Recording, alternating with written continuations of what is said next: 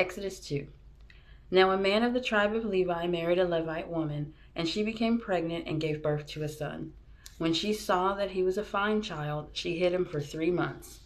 But when she could hide him no longer, she got a papyrus basket for him and coated it with tar and pitch. Then she placed the child in it and put it among the reeds along the bank of the Nile. His sister stood at a distance to see what would happen to him. Then Pharaoh's daughter went down to the Nile to bathe, and her attendants were walking along the river bank. She saw the basket among the reeds and sent her female slaves to get it.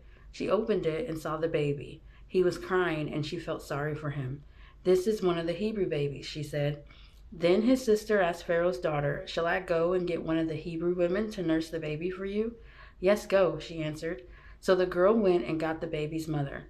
Pharaoh's daughter said to her, "Take this baby and nurse him for me, and I will pay you." So the woman took the baby and nursed him.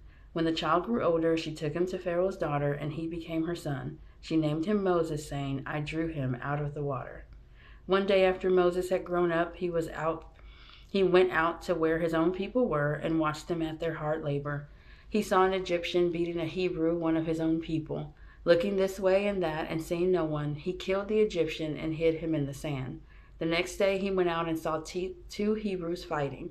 He asked the one in the wrong, "Why are you hitting your fellow Hebrew?" The man said, "Who made you ruler and judge over us? Are you thinking of killing me as you killed the Egyptian?" Then Moses was afraid and thought, "What I did must have become known." When Pharaoh heard of this, he tried to kill Moses.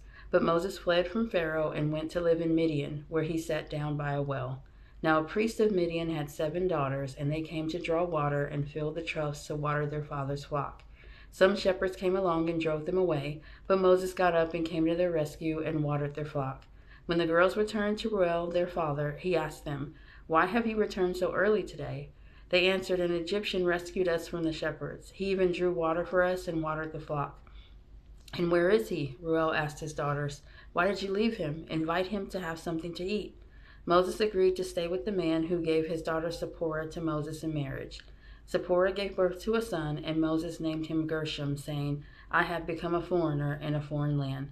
During that long period, the king of Egypt died. The Israelites groaned in their slavery and cried out, and their cry for help because of their slavery went up to God. God heard their groaning, and he remembered his covenant with Abraham, with Isaac, and with Jacob. So God looked on the Israelites and was concerned about them.